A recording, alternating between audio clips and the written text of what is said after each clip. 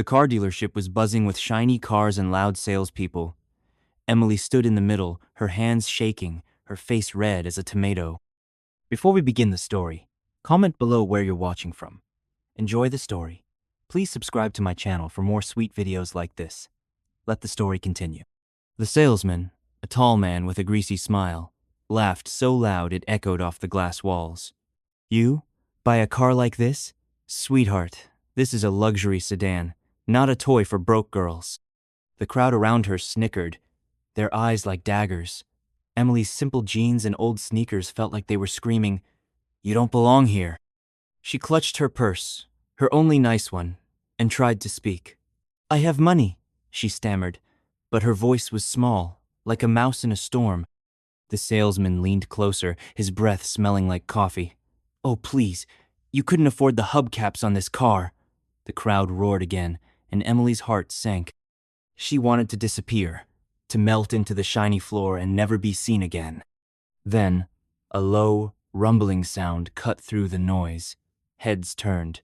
Outside the giant glass windows, a sleek, black Rolls-Royce pulled up, its chrome grille gleaming like a king's crown. The crowd gasped. The salesman's jaw dropped. Emily's eyes widened, but she didn't move. The car door opened, and a man stepped out tall, sharp suit, eyes like a hawk. He walked straight toward the dealership, his steps calm but powerful, like a lion stalking its prey. The salesman sputtered, "Wow, ho's that?" Emily's lips twitched into a tiny smile, but she said nothing. The man pushed open the glass door, and every head turned to him. He looked at Emily, then at the salesman, his gaze cold as ice. "Is there a problem here?" he asked, his voice smooth but dangerous. The salesman laughed nervously. "No, sir, just dealing with this girl who thinks she can afford our cars." The man's eyes narrowed. He stepped closer to Emily, and the crowd held its breath. "This girl," he said, his voice loud now, "is my wife." The room went silent. The salesman's face turned white. Emily's heart raced. What would happen next? Let's go back to the beginning. 2 days before the dealership disaster, Emily was a regular girl, 28 years old, with brown hair that she always tied in a messy bun. She lived in a small apartment with creaky floors and a leaky sink. Her life wasn't fancy, but it was hers. She worked at a bakery, decorating cakes with swirls of frosting, her hands steady even when her mind was racing. Emily wasn't poor, but she wasn't rich either. She saved every penny she could, hiding her money in a tin box under her bed. Why? Because she had a dream, a big one. She wanted to buy a car. Not just any car, but a nice one, the kind that made people turn their heads. She'd been saving for years, ever since she was a kid, and saw a shiny red car zoom by her on the street. "One day," she'd whispered to herself, "I'll have one." But there was something nobody knew about Emily.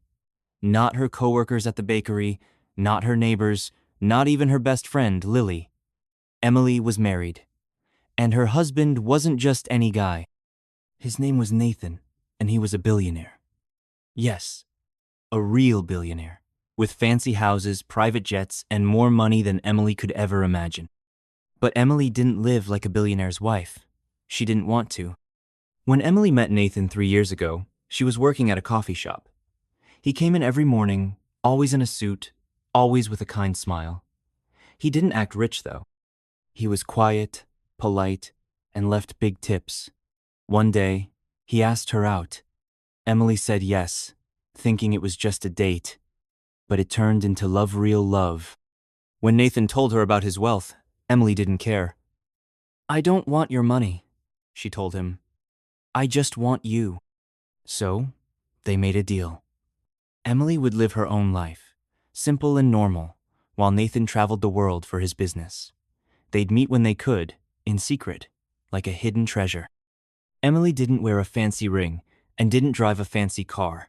She wanted to earn things herself. That's why she was saving for the car. It wasn't just a carrot, it was proof she could do it on her own. But not everyone saw Emily the way Nathan did. At the bakery, her boss, Mr. Grimsby, was mean. He'd yell at her for tiny mistakes, like dropping a spoon or forgetting to mop the floor. "You're useless, Emily," he'd shout. Customers weren't much better. Some ignored her. Others laughed at her flour-stained apron. Emily didn't let it break her, though. She'd smile, keep working, and dream of her car. The day before the dealership, Emily counted her savings.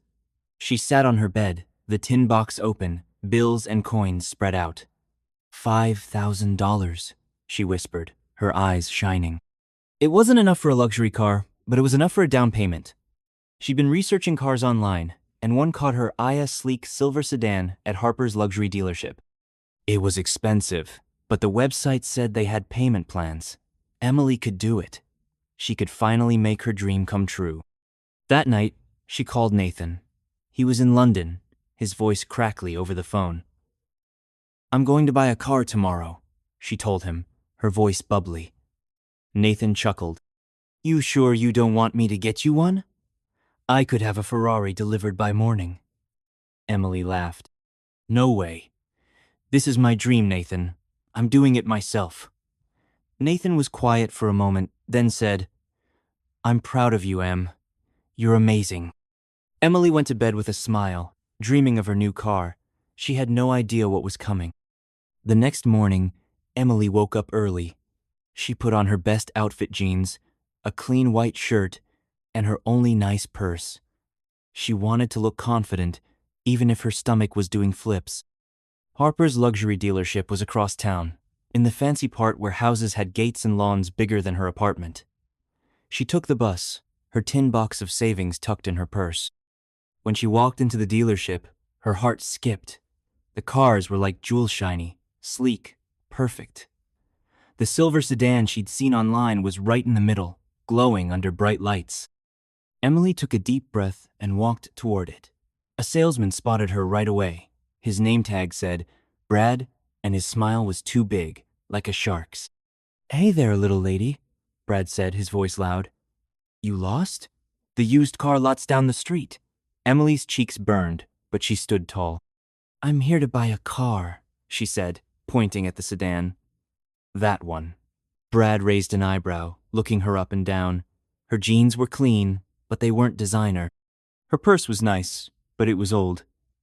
"That car," he said, laughing. "Sweetie, that's a $50,000 car. You got that kind of money?" Emily nodded. "I have $5,000 for a down payment. Your website says you have payment plans."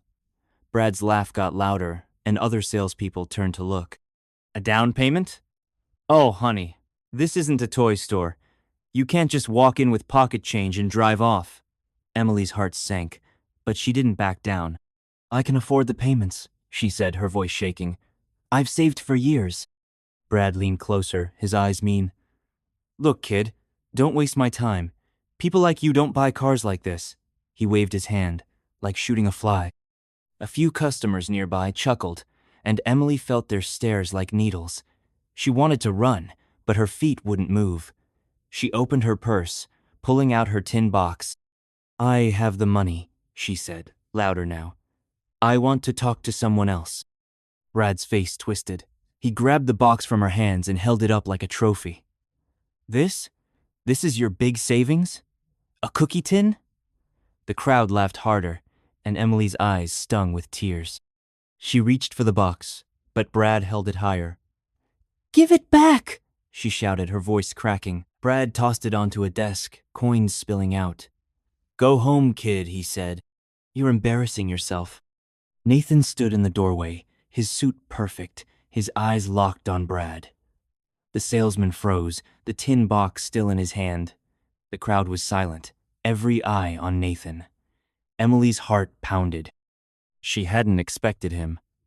He was supposed to be in London. How was he here? Why was he here? Nathan stepped forward, his shoes clicking on the floor. He looked at Emily, his face softening for a split second, then turned to Brad. "You're going to apologize," he said, his voice low but sharp, like a knife. Brad laughed nervously. "Sir, this is just a misunderstanding. This girl—" Nathan cut him off. "Her name is Emily, and she's my wife." The crowd gasped. Brad's face went pale. He dropped the tin box, and coins scattered across the floor. Emily's hands shook, but she didn't move. Nathan's eyes never left Brad's. "Pick it up," he said. Brad blinked. "What?" Nathan's voice grew colder. "Pick it up." Brad hesitated, then bent down, scrambling to grab the coins. The crowd watched, stunned. Emily's mind raced. What was Nathan going to do next? Was he going to buy the car? Fire Brad? Something bigger? And why did she feel like this wasn't the end of the story? The dealership was so quiet you could hear a pin drop. Brad, the smug salesman, was on his knees, scooping up Emily's scattered coins like a kid cleaning up a spilled toy box. His face was red, his hands shaky. The crowd watched, their whispers buzzing like bees. Emily stood frozen, her heart thumping so loudly she thought everyone could hear it. Nathan, her billionaire husband, loomed over Brad, his eyes like storm clouds ready to burst. "Apologize," Nathan said again, his voice calm but heavy, like a boulder about to roll. Brad looked up, sweat beading on his forehead. "Two didn't mean any harm, sir," he stammered. "It was just a joke." Nathan's lips twitched, but it wasn't a smile. "A joke?" he said. "You humiliated my wife. That's not a joke. That's a mistake." Emily's cheeks burned. She wanted to say something, to tell Nathan she could handle this, but her voice was stuck in her throat. The crowd's eyes darted between her, Nathan, and Brad, like they were watching a movie. Brad clutched the tin box, now full of coins again, and stood up slowly. "I'm sorry," he mumbled, barely looking at Emily. Nathan stepped closer, his shadow falling over Brad. "Louder," he said. "And look at her." Brad's eyes flicked to Emily, his face twisted like he'd swallowed a lemon. "I'm sorry," he said, louder this time. "I shouldn't have said those things." Emily nodded, her lips tight. She didn't trust herself to speak. The apology felt hollow, like a cracked glass pretending to hold water. But Nathan wasn't done. He turned to the crowd. "Anyone else have a problem with my wife?" he asked, his voice sharp enough to cut steel. No one moved. No one spoke. The other salespeople, who'd been snickering earlier, stared at their shoes. The customers shuffled, suddenly very interested in the cars around them. Nathan turned back to Brad. "Give her the box," he said. Brad handed it over, his hands trembling. Emily took it, her fingers brushing against the cold metal. She held it close, like a shield. "No," Nathan said, his voice softening as he looked at Emily. "Do you still want that car?" Emily blinked, her mind racing. The silver sedan gleamed under the lights, still beautiful, still her dream. But after everything Brad's cruelty, the crowd's laughter, did she even want it anymore? She opened her mouth to answer, but before she could, another voice cut through the room. "Mr. Harper!" a man shouted, rushing from the back of the dealership. He was older, with gray hair and a suit that looked expensive but wrinkled, like he'd been caught off guard. "I'm Mr. Harper, the owner. I'm so sorry for this misunderstanding." His eyes darted nervously to Nathan, then to Emily, then back to Nathan. "Please, let's talk in my office. We'll make this right." Nathan didn't move. He looked at Emily, waiting for her to decide. Emily's stomach twisted. She didn't want to go to some fancy office. She didn't want to be treated like a queen just because Nathan was here. She wanted to be treated like a person, like she mattered before anyone knew who her husband was. But she also didn't want to run away. Not after Brad's humiliation, not after she'd come so far. "Let's talk," she said finally, her voice quiet but steady. Nathan nodded, a flicker of pride in his eyes. Mr. Harper led the way, his steps quick and jittery.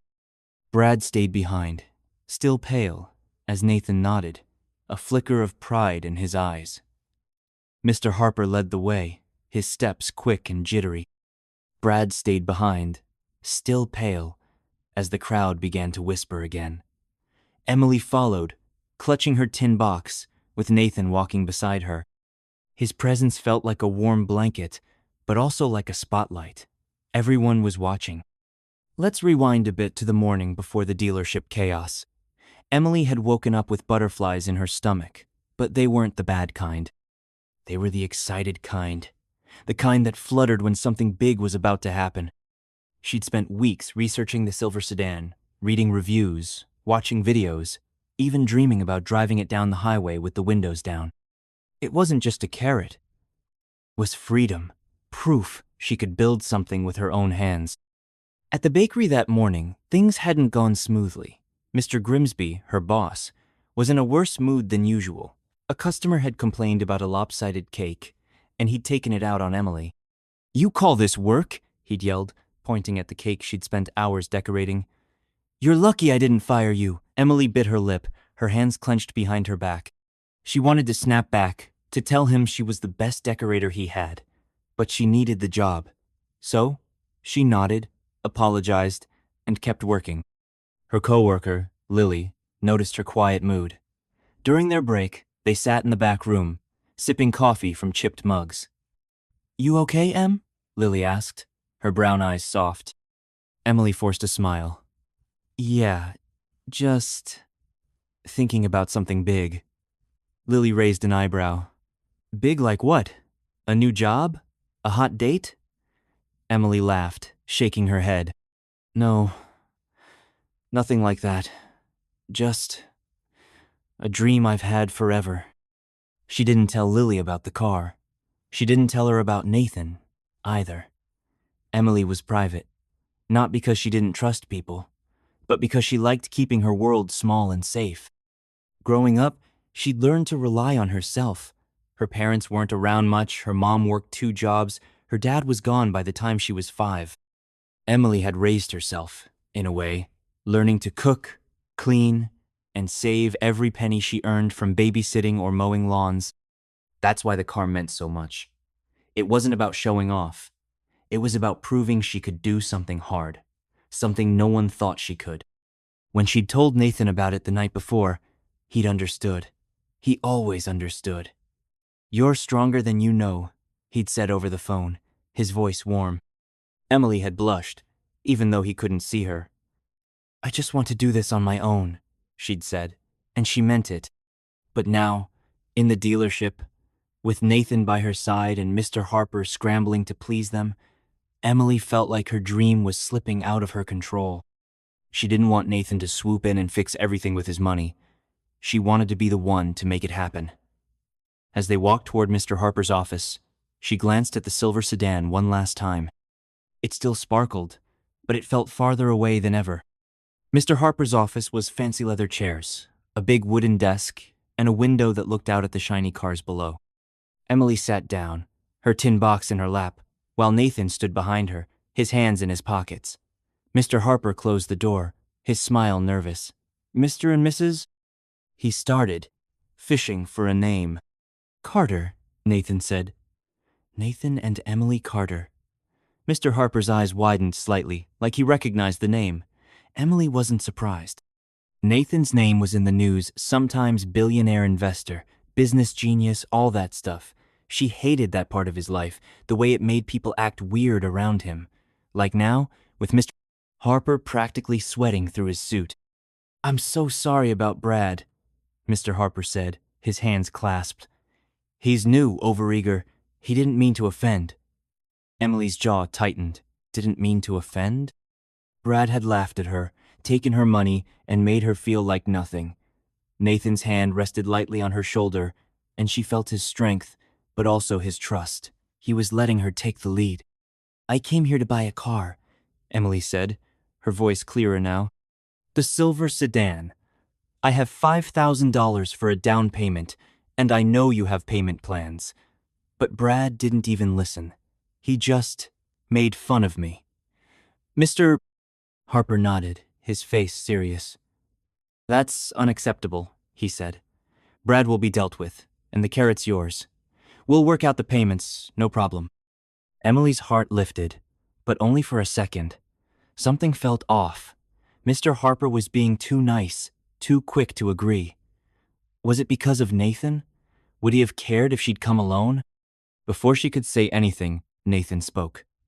"My wife doesn't need favors," he said, his voice firm. "She wants to buy the car on her terms. Treat her like any other customer." Mr. Harper blinked, caught off guard. Of course, of course, he said quickly. Let's get the paperwork started. He reached for a folder on his desk, but Emily's eyes caught something a glance he threw at Nathan, like he was checking for approval. It made her stomach twist. This wasn't what she wanted. She wanted to be seen for herself, not as Nathan's wife. She stood up, surprising both men. Wait, she said. I need to think about this.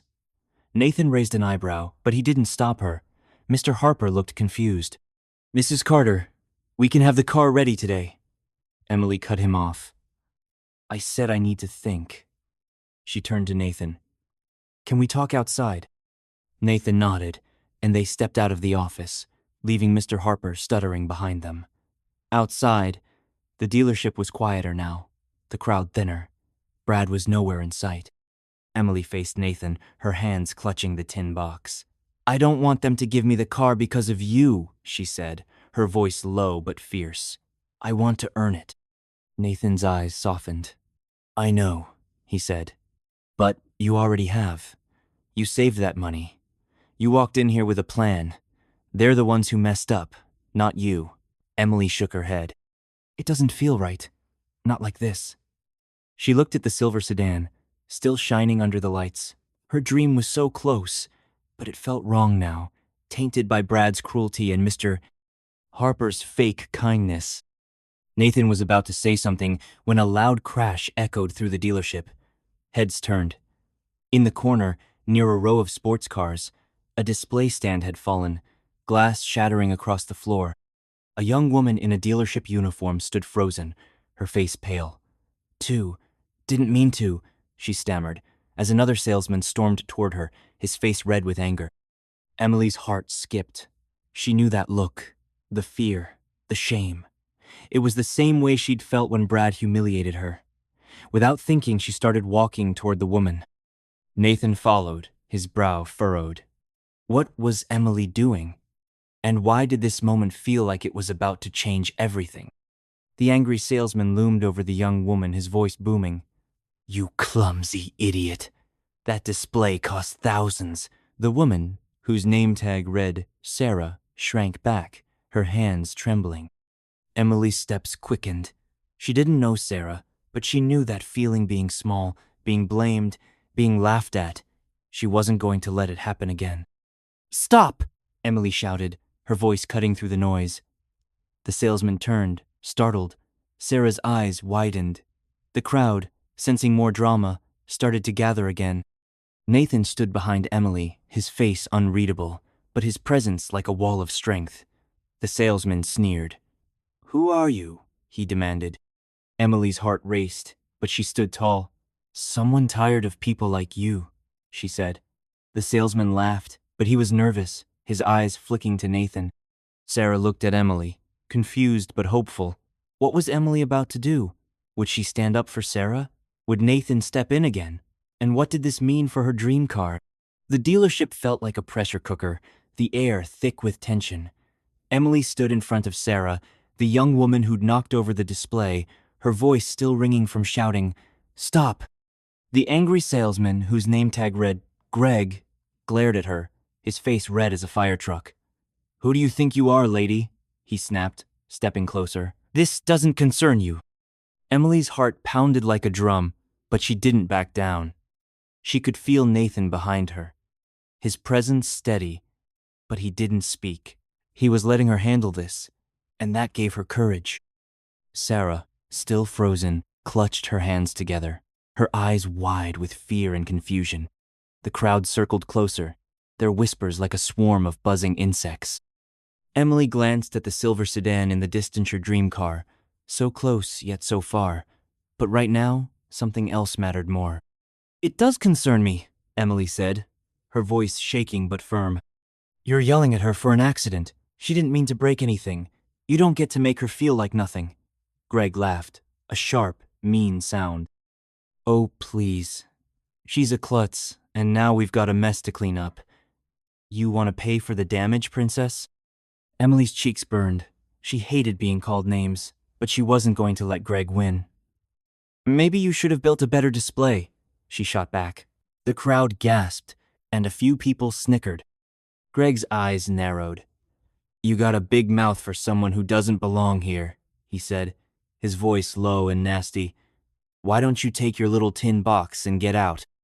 The mention of her tin box hit like a punch. Emily clutched it tighter, the metal cold against her fingers. She could feel the crowd's eyes, the same ones that had laughed when Brad humiliated her. But this time, she wasn't alone. She glanced at Sarah, who looked like she might cry. Emily knew that feeling, being small, being scared. She wasn't going to let Sarah feel it alone. "Apologize to her," Emily said, pointing at Sarah. Greg blinked, caught off guard. "What?" he sputtered. "You're crazy." Emily stepped closer, her voice louder now. "You heard me. Apologize. She made a mistake, not a crime." The crowd was silent, hanging on every word. Sarah's eyes flicked between Emily and Greg, like she couldn't believe someone was standing up for her. Greg's face twisted, but before he could say anything, Nathan's voice cut through the room like a blade. "I'd listen to her," he said, his tone calm but dangerous. Greg turned, his bravado fading when he saw Nathan, tall, sharp-suited, and radiating power. The crowd shifted, sensing the shift in the air. Greg swallowed hard. This isn't your business, sir," he said, but his voice was weaker now. "It's everyone's business when you treat people like garbage," Emily said, her voice steady now. She wasn't shouting anymore, but every word carried weight. "Sarah deserves respect. So do I. So does everyone who walks in here." The room was so quiet you could hear the hum of the air conditioning. Sarah's lip trembled, and she mouthed a silent "thank you" to Emily. Greg looked around, realizing he was losing the crowd. His shoulders slumped. "Fine," he muttered, barely looking at Sarah. "Sorry. It wasn't much, but it was something." Sarah nodded, her hands, lavender eyes softened. "Okay," Emily said, stepping closer to Sarah. "You don't have to be scared anymore." Let's step back to earlier that day, before the dealership drama began. Emily had been at the bakery, her hands covered in flour, as she kneaded dough for a batch of dinner rolls. The morning had been rough. Mr. Grimsby's yelling, the usual customer complaints, but Emily's mind was elsewhere. She kept picturing the silver sedan, its sleek lines and shiny wheels. She'd saved for years, and today was the day she'd finally make her dream real. During her lunch break, she sat in the bakery's tiny break room, scrolling through her phone, rereading the dealership's website. The payment plans looked doable, and she'd crunched the numbers a dozen times. She could afford it, even on her bakery salary. The thought made her smile, a rare, bright thing in her usually gray day. But there was another thought nagging at her, one she didn't want to admit. What if they didn't take her seriously? She wasn't rich and wasn't fancy. Her jeans were from a thrift store, her purse was secondhand. Would they see her savings tin box full of crumpled bills and coin sand laugh? She pushed the thought away. "I can do this," she whispered to herself, her hands clenched. "I will do this." That determination had carried her through her childhood, through long nights studying by a dim lamp, through years of scraping by. Emily wasn't a quitter. She'd learned that from her mom, who worked double shifts at a diner to keep them afloat. "You're tougher than you look," her mom used to say, ruffling Emily's hair. Those words stuck with her, like a song she couldn't forget. Back at the bakery, Lily had noticed Emily's mood. "You're glowing today," she teased, tossing a dish towel at her. "What's the secret?" Emily grinned but didn't spill. She wasn't ready to share her dream, not yet. It felt too fragile, like a bubble that might pop if she said it out loud. Instead, she shrugged and said, "Just a good day, I guess." But now, standing in the dealership, Emily felt that bubble wobble. Brad's cruelty, Greg's anger, the crowd's stares, they all chipped away at her confidence. Yet something else was growing inside her, something stronger than fear. Seeing Sarah's frightened face had lit a spark. Emily wasn't just fighting for herself anymore. She was fighting for everyone who'd ever been made to feel small. Back in Mr. Harper's office, the air felt heavy, like a storm was brewing. Emily sat across from him, her tin box in her lap, while Nathan stood by the window, his arms crossed. Mr. Harper was all smiles now, his hands folded on his desk. "Mrs. Carter," he said, "we'll make this easy. The sedan, the payment plan, whatever you want, it's yours." Emily's stomach twisted. His words sounded nice, but they felt wrong, like a candy with a sour center. She glanced at Nathan, who gave her a small nod, his way of saying, "You've got this." She took a deep breath. "I want to be treated like any other customer," she said. "No special favors, just the deal you'd give anyone with 5,000 down." Mr. Harper's smile faltered, just for a second. "Of course," he said, but his eyes flicked to Nathan again, like he was checking for permission. Emily's jaw tightened. She wasn't invisible. She wasn't just Nathan's wife. She was Emily Carter, and she'd earned every penny in that tin box. Before she could say more, there was a knock at the door. A woman poked her head in, her face pale. "Mr. Harper, there's a problem," she said. "Brad's causing a scene in the showroom." Mr. Harper's face darkened. "What now?" he muttered, standing up. Emily and Nathan exchanged a look. This wasn't over. They followed Mr. Harper back to the showroom, where Brad was yelling at another salesman, his arms waving. "You can't fire me!" he shouted, his voice cracking. "I'm the best you've got." The crowd was back, their phones out, recording every word. Emily's heart sank. Brad wasn't sorry. He was angry, and that made him dangerous. Mr. Harper marched toward Brad, his face like thunder. "Enough," he barked. "You're done here." Brad spun around, his eyes wild. When he saw Emily, his face twisted into a sneer. "This is your fault," he spat, pointing at her. "You and your rich husband think you own the place." Emily froze, her breath catching. The crowd murmured, phones still rolling. Nathan stepped forward, his body tense, but Emily put a hand on his arm. "Let me," she whispered. She faced Brad, her voice steady despite the fear in her chest. "This isn't about me," she said. "It's about you. You hurt people. That's why you're out." Brad's mouth opened, then closed, like a fish out of water. The crowd was quiet, waiting. Mr. Harper grabbed Brad's arm. "Out. Now," he said, dragging him toward the door. But Brad yanked free, his eyes locked on Emily. "This isn't over," he hissed, his voice low but venomous. "You'll regret this." The words hit like a slap, but Emily didn't flinch. She stood tall, her tin box heavy in her hands. Nathan's hand brushed hers, a silent promise of support. The crowd watched as Brad was escorted out, the glass doors slamming behind him, but Emily's mind was racing. Brad's threat hung in the air, dark and heavy. What did he mean? Was he just angry, or was something worse coming? As the showroom settled, Emily's eyes drifted to Sarah, who was sweeping up the broken glass from the display. Sarah looked up, giving Emily a shy smile, like a flower peeking through concrete. Emily smiled back, but her chest was tight. Brad's words echoed in her head. "This isn't over." She glanced at Nathan, who was watching the door where Brad had disappeared, his jaw tight. Mr. Harper turned to Emily, his face apologetic.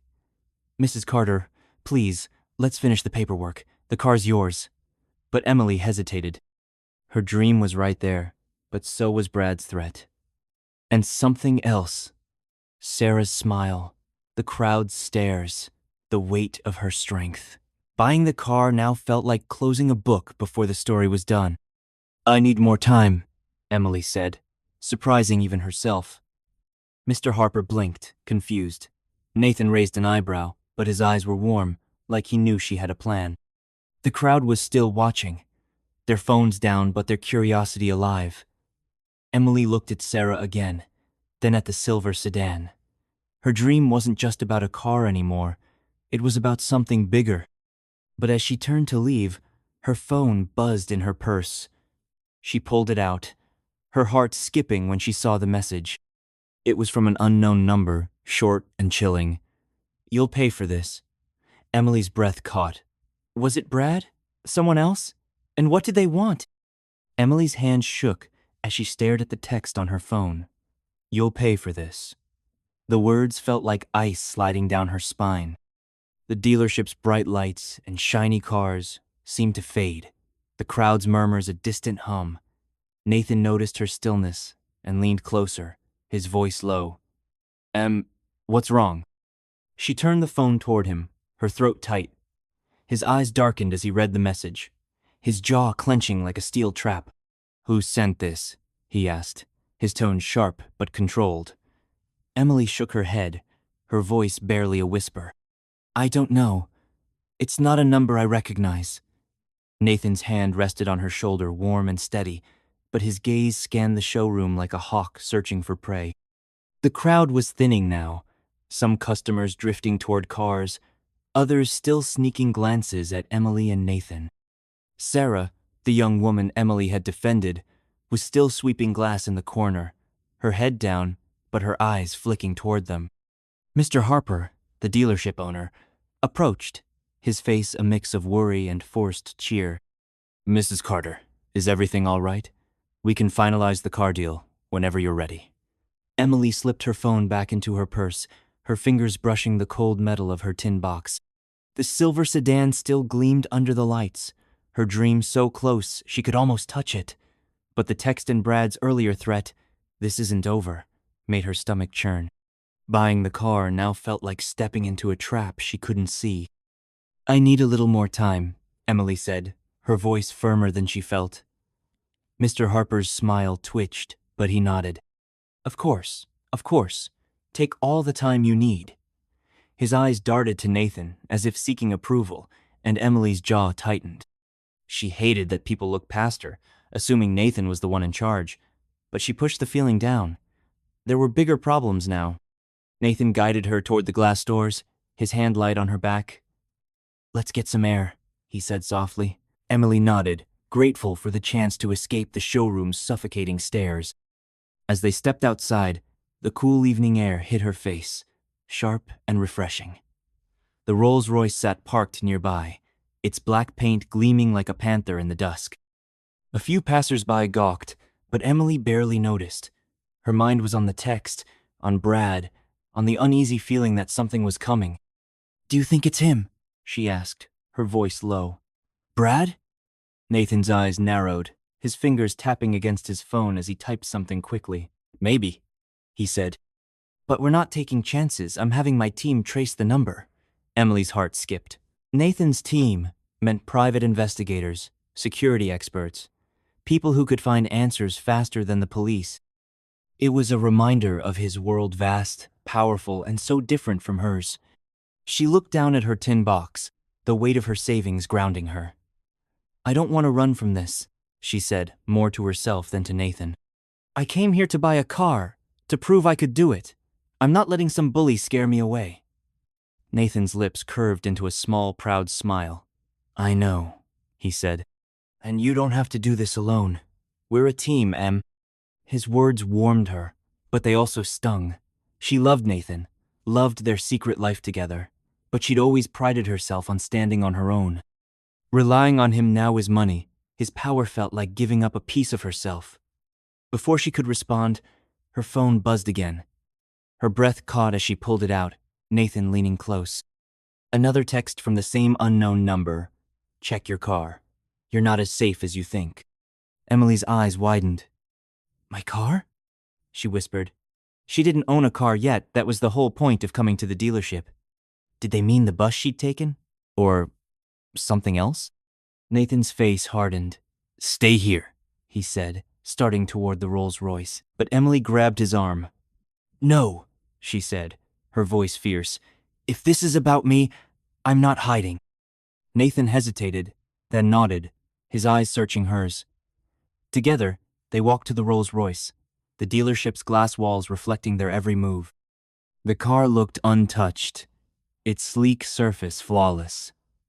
Nathan circled it slowly, checking the doors, the tires, the hood. Emily's heart pounded, her eyes scanning the parking lot for any sign of Brad or someone else watching. Nothing. No scratches, no notes, no bombs ticking like in the movies. Just a perfect, silent car. Maybe it's a bluff, Emily said, her voice shaky. Nathan didn't answer right away. He crouched by the rear wheel, his fingers brushing something small and black, a tiny device, no bigger than a coin, stuck to the undercarriage. Emily's stomach dropped. "What is that?" she asked, her voice barely audible. Nathan's face was grim. "A tracker," he said, prying it off with a quick, precise motion.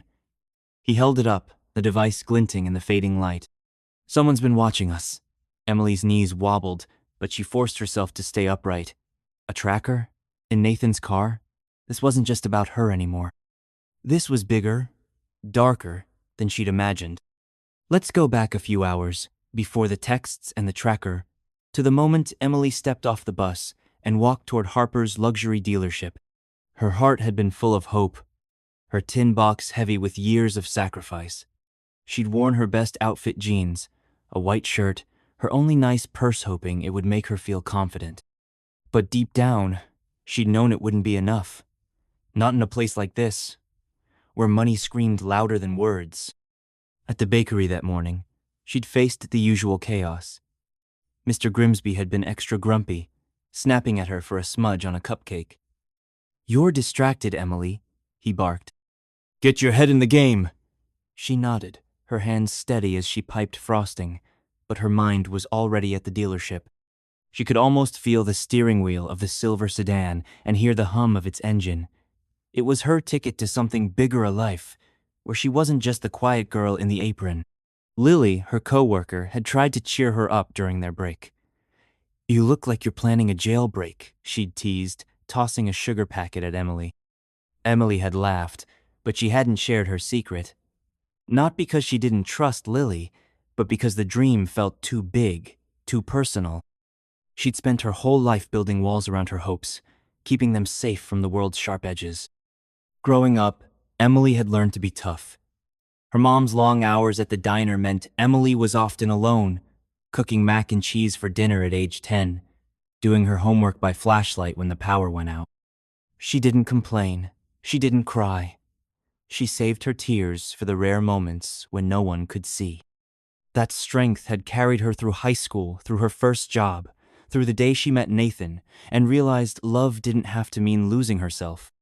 Now, standing outside the dealership with a tracker in Nathan's hand, that strength was being tested.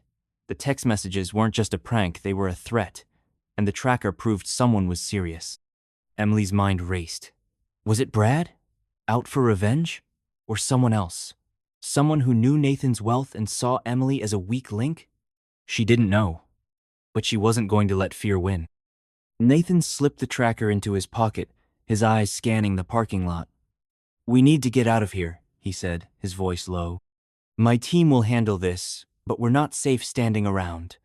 Emily nodded, her mind still spinning.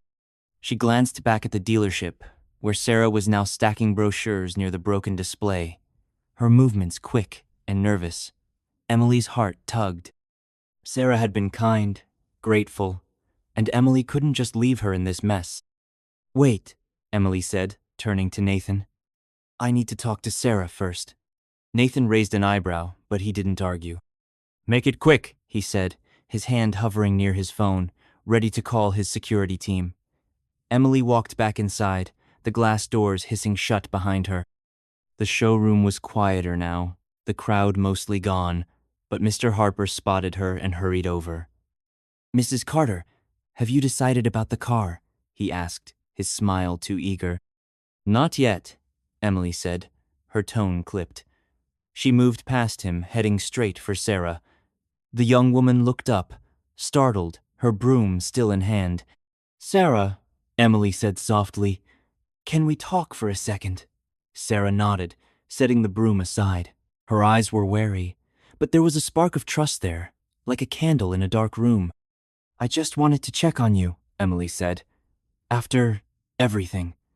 Sarah's shoulders relaxed, and she gave a small smile. "I'm okay," she said. "Thanks to you. No one's ever stood up for me like that." Emily's chest warmed, but she waved it off. "You didn't deserve to be yelled at. Nobody does." Sarah glanced around, then lowered her voice. Be careful, okay? Brad, he's not just a jerk, he's got friends, shady ones. I heard him talking about some guy he knows, someone who handles problems. Emily's blood ran cold. What kind of problems? She asked. Sarah shrugged, her eyes nervous. I don't know. Just watch your back. Emily's mind flashed to the tracker. The texts. Was Brad working with someone else? She thanked Sarah, promising to stay in touch, and rejoined Nathan outside.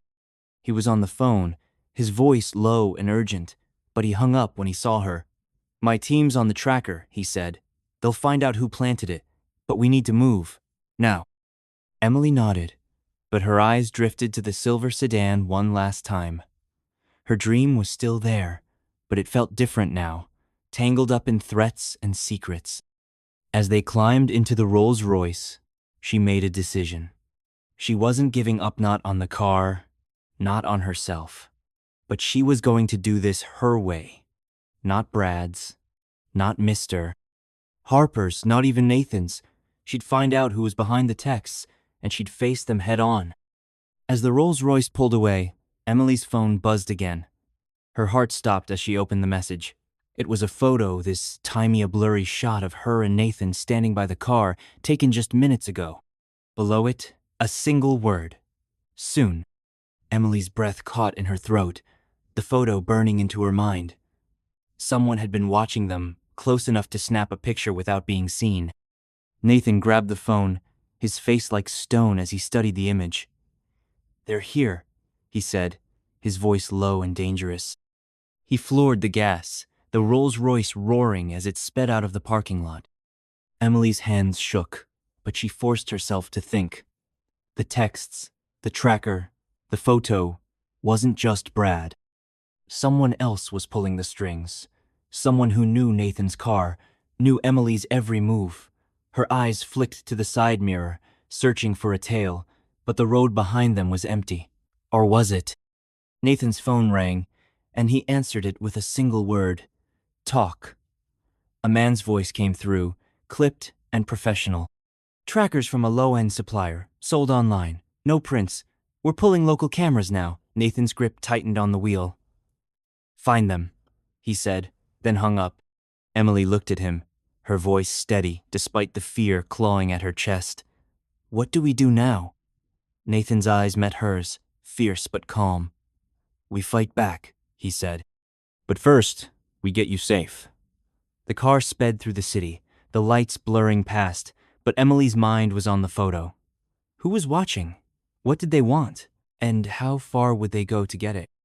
The Rolls-Royce tore through the city, its engine a low growl as Nathan wove through traffic. Emily clutched her phone, the blurry photo of them still open, the word, soon, like a knife in her chest. Her heart raced, but her mind was sharp, piecing together the puzzle. The tracker, the texts, Brad's threat, Sarah's warning about his shady friends. It all pointed to something bigger than a disgruntled salesman. Someone was after them, and they were close. Nathan's phone buzzed, and he answered without slowing down. What do you have? He said, his voice clipped. A man's voice crackled through, calm but urgent. Camera footage from the dealership lot. Black SUV, no plates, parked across the street. The driver's face is obscured, but we've got a partial view of a passenger. Matches Brad's description. Nathan's jaw tightened. Keep digging. I want names. He hung up, glancing at Emily. It's him, he said. Brad's involved, but he's not alone. Emily's stomach churned. She'd known Brad was trouble, but this tracker's photos, a mysterious SUV felt like a movie, not her life. She looked out the window, the city lights blurring into streaks of gold and red. Where are we going? She asked, her voice steadier than she felt. Nathan's eyes flicked to the rearview mirror, checking for tails. My safe house, he said. It's off the grid, secure. We'll figure out our next move there. Emily nodded, her fingers tightening around her tin box. The weight of her savings, her dream of the silver sedan, grounded her. She wasn't just a victim in this mess. She was Emily Carter, and she'd fought for everything she had. Whoever was behind this wasn't going to take that away. I want to know who's doing this, she said, her voice firm. And I want to face them. Nathan's lips twitched, a flicker of pride in his eyes. We will, he said. But we do it smart. These people aren't playing games. Emily's phone buzzed again, and her heart stopped. Another message from the unknown number. You can't hide. We know where you're going. She showed it to Nathan, her breath shallow. His face darkened, but he didn't flinch. They're bluffing, he said. No one knows about the safe house, not even my closest staff. But Emily wasn't so sure. The tracker, the photo, the texts, they were always one step ahead. She stared at the message, her mind racing. What if they're not bluffing? She whispered. What if they're already there? Nathan didn't answer, but his grip on the wheel tightened, and the car surged faster. Let's rewind to the morning of the dealership visit, before the chaos began. Emily had woken up early, her small apartment quiet, except for the drip of the leaky sink. She'd sat on her bed, her tin box open, counting her savings one last time. $5,000 years of skipped coffees, secondhand clothes, and extra shifts at the bakery. It wasn't much to some people, but to her, it was everything. Proof she could build something from nothing. She'd always been like that, even as a kid. Growing up, money was tight, and her mom's diner job barely covered the bills. Emily learned to stretch $1, to mend her clothes, to smile through the hard days. At school, kids sometimes teased her for her worn-out sneakers or homemade lunches, but she didn't let it break her. You're my tough girl, her mom would say, hugging her tight. Those words became Emily's armor, shielding her from the world's sharp edges. When she met Nathan, that armor softened but never disappeared. He loved her strength, her refusal to lean on his wealth. You're the only person who doesn't want something from me, he'd said once, his voice soft. Emily had laughed, brushing it off, but it meant the world. She didn't want his money. She wanted to earn her place, to stand tall on her own. That's why the silver sedan mattered so much. It wasn't just a carrot, it was a symbol of her independence, her ability to dream big and make it happen. As she'd ridden the bus to the dealership that morning, her heart had been full of hope, her tin box heavy with possibility. She hadn't expected Brad's cruelty, the crowd's laughter, or the storm that followed. But she also hadn't expected her strength, the way she'd stood up for Sarah, the way she'd faced Brad's venom without crumbling. Now, speeding toward the safe house with a faceless enemy closing in, that strength was her lifeline. She wasn't just fighting for a car anymore. She was fighting for herself, for Sarah, for everyone who'd ever been made to feel small. And she wasn't alone. Nathan was by her side, not as a savior, but as a partner. The safe house was a sleek, modern cabin tucked in the hills outside the city, surrounded by dense trees and a high iron gate. Nathan pulled the Rolls-Royce into a hidden garage, the doors closing with a heavy thud. Emily stepped out, her tin box in hand, her eyes scanning the shadows. The air was cool. The only sound was the rustle of leaves in the wind. It felt safe, but the texts echoed in her mind. We know where you're going. Inside, the cabin was all clean lines and high-tech gadgets, motion sensors, cameras, a control panel that looked like something from a spaceship. Nathan moved quickly, checking the security feeds on a tablet. No breaches, he said, his voice steady. We're clear for now. Emily set her tin box on a glass table, her hands still shaky from the photo. For now, she repeated, her voice quiet. But they're watching, Nathan. They knew we were at the dealership. They knew about your car. Nathan's eyes met hers, his expression unreadable. I've got people working on it, he said. We'll find them. But Emily wasn't satisfied. She paced the room, her mind churning. What do they want? She asked. Money? Revenge? Why me? Nathan set the tablet down, his voice gentle but firm.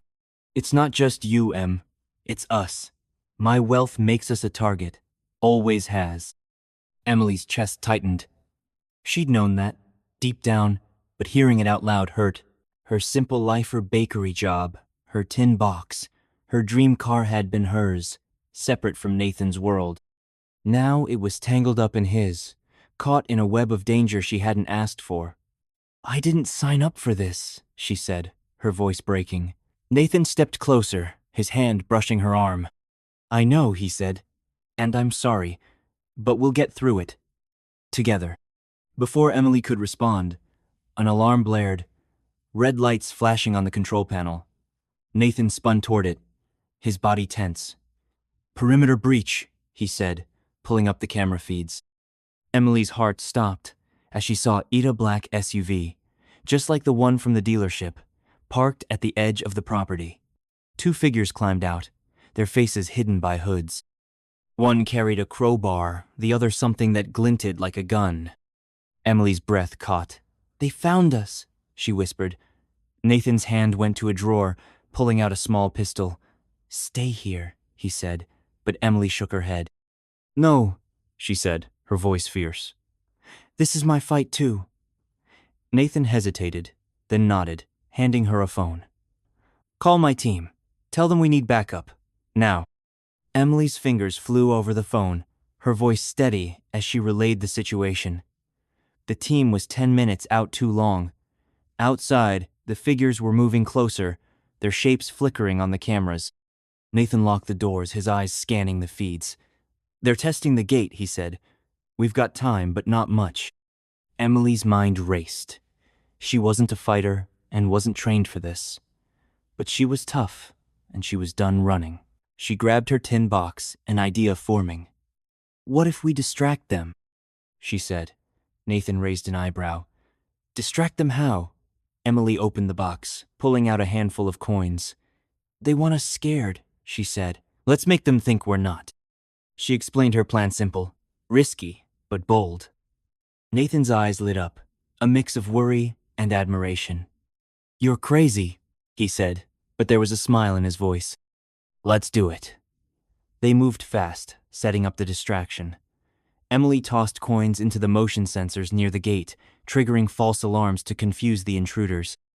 Nathan used the control panel to flicker the outdoor lights, making it look like someone was moving inside. The cameras showed the figures hesitating, their heads turning as the alarms blared. One of them taller, broader, his hood slipping slightly looked familiar. Emily's heart skipped. "That's Brad," she whispered, pointing at the screen. Nathan nodded, his face grim. "And the other one's the brains. Brad's just the muscle." The plan bought them time, but not enough. The gate groaned, the crowbar prying at its hinges. Emily's phone buzzed with a final text. "No more games." Her blood ran cold, but she didn't freeze. She looked at Nathan, her voice steady. "We end this now."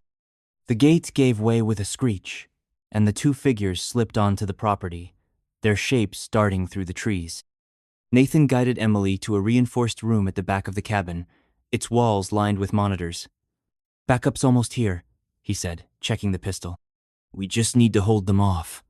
Emily nodded, her hands clutching the phone, her eyes on the cameras. Brad and his partner were at the front door now, the crowbar working at the lock. Emily's heart pounded, but her mind was clear. She wasn't the scared girl from the dealership anymore. She was done being a target. "Let them in," she said, her voice low.